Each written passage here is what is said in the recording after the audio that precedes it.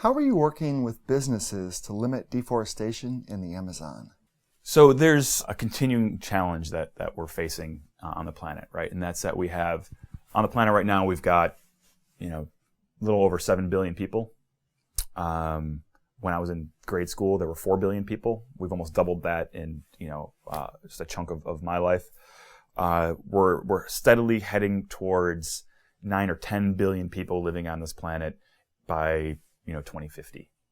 And at the same time, we're going to have about 3 billion more people entering the middle class, which is a good thing.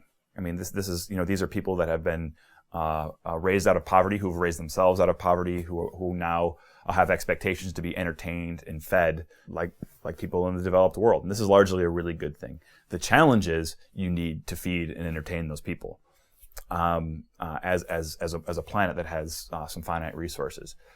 Where that's coming to a head in a lot of places, and for me, one of the most important places, is at the nexus of our global forests, particularly our tropical forests, that are the lungs of the planet. I think without those forests, we're all toast.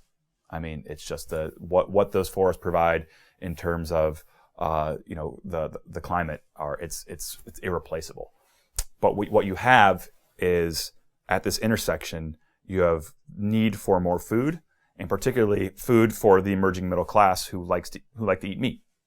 And so what you're seeing is expansion of soy, beef, and a lot of that soy goes to feed animal agriculture, beef, and then palm oil in a lot of these areas. And all three of those crops are infringing upon those forests that we need.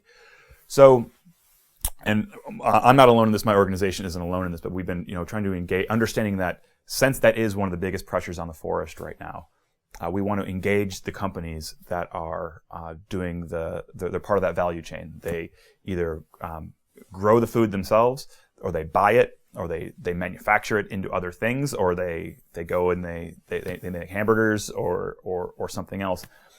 We're helping companies to understand where that food comes from and the importance of doing something in order to grow that food, raise those animals in the right way.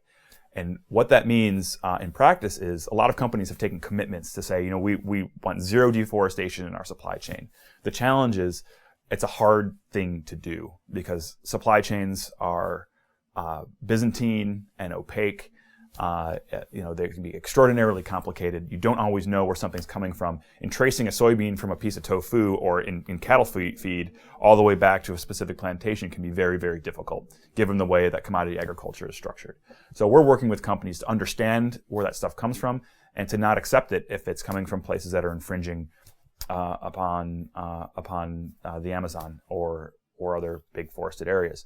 So it's helping companies to think about how they source their food. It's working with companies to understand where it's coming from, and it's helping them to make the right commitments and keep those commitments. And it's a heavy lift, but I think we can get there. In fact, we need to get there, and we're on our way.